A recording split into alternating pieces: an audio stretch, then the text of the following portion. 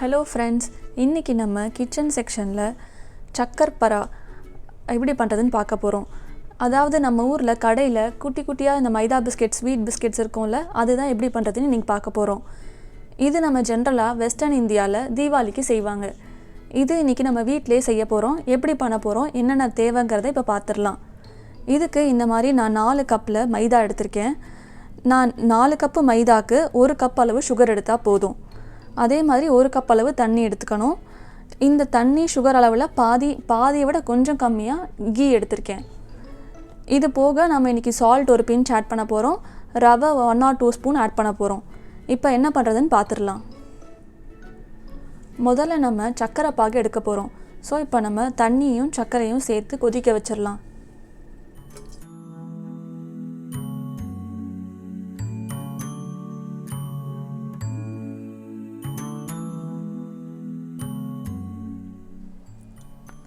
சர்க்கரை நல்லா கரைஞ்சதுக்கப்புறம் நெய்யை ஆட் பண்ணிக்கலாம். நெய்யை ஆட் பண்ணி ஒரு 2 minutes லோ ஃப்ளேமில் வச்சுக்கோங்க.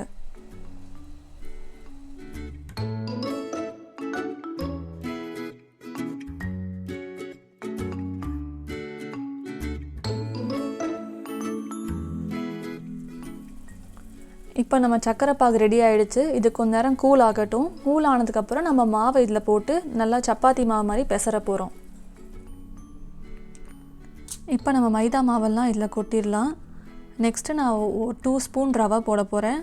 ஒரு பிஞ்சு சால்ட் போட போகிறேன், ஜஸ்ட் டேஸ்ட்டுக்காக. எல்லாத்தையும் போட்டுட்டு நல்லா சப்பாத்தி மாவு மாதிரி பெசற போகிறேன்.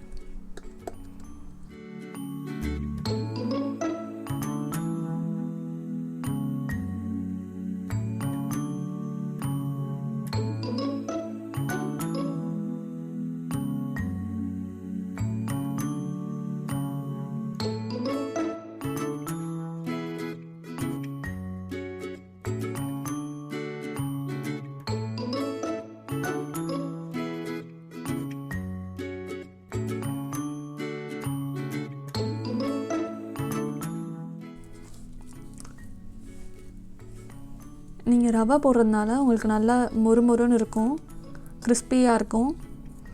அதனால் ரவை வந்து கண்டிப்பாக சேர்த்துக்கோங்க.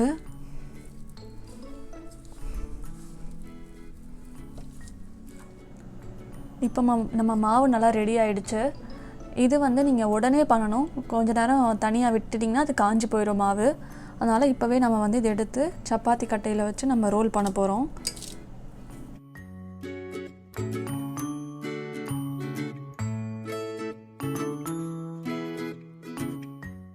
முதல்ல நம்ம சப்பாத்தி கல்லில் ஸ்டிக் பண்ணாமல் இருக்கணும் அப்படிங்கிறதுக்காக கொஞ்சமாக மாவு வந்து இப்படி ஸ்ப்ரெட் பண்ணிக்கிறேன்.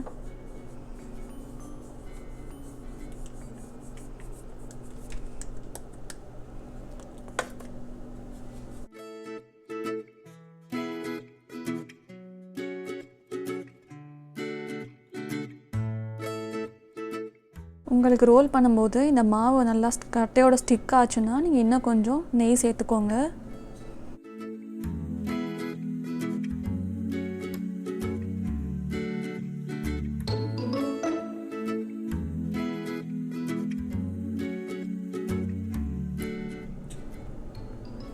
இப்போ நம்ம சப்பாத்தி மாதிரி தேய்ச்சாச்சு. ஆனால் இதை நீங்கள் கொஞ்சம் லைட்டாக 0.2 mm திக்னஸில் தேய்ச்சிக்கோங்க. ஏன்னா அப்போ தான் உங்களுக்கு வந்து கனமாக இருக்கும் நீங்கள் எண்ணெயில் போட்டு எடுக்கும்போது. இப்போ தேய்ச்சதுக்கப்புறமா நம்ம இதை வந்து குட்டி குட்டி பீசஸாக கட் பண்ண போகிறோம். எய்தர் நீங்கள் பீஸா கட்டர் வச்சு கட் பண்ணலாம், இல்லைனா கத்தி வச்சு கூட கட் பண்ணிக்கலாம்.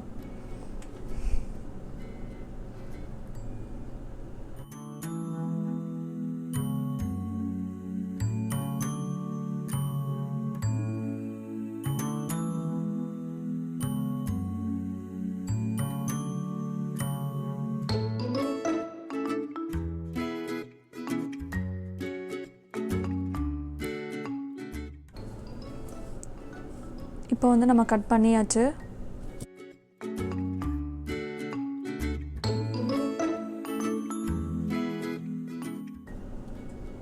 இது வந்து கொஞ்சம் நான் திக்காக தான் எடுத்திருக்கேன். நம்ம எண்ணெயில் போடையில் அப்போ தான் வந்து பிஸ்கெட் மாதிரி கொஞ்சம் கனமாக வரும். ஸோ இப்போ வாங்க நம்ம ஃப்ரை பண்ணிடலாம். இப்போ நம்ம பீசஸ்லாம் ரெடியாக இருக்குது. இதை இப்போ எண்ணெயில் ஃப்ரை பண்ணிடலாம். நீங்கள் வந்து லைட் ப்ரௌனாக இருக்க வரைக்கும் ஃப்ரை பண்ணுங்கள். உங்களுக்கு எடுக்கும்போது கூட ஹார்டாக இருக்காது. கொஞ்சம் நேரம் ஆச்சுன்னா நல்லா ஹார்டாக பிஸ்கெட் மாதிரி ஆகிடும்.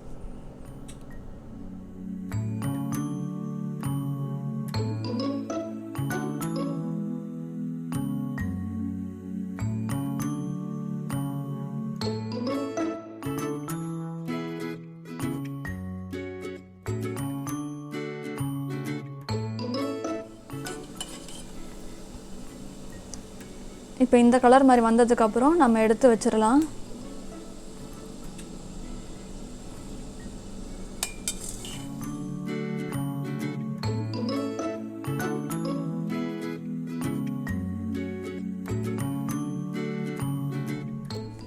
இப்போ நம்மளோட ஸ்வீட் மைதா பிஸ்கெட்ஸ் ரெடி ஆகிடுச்சு.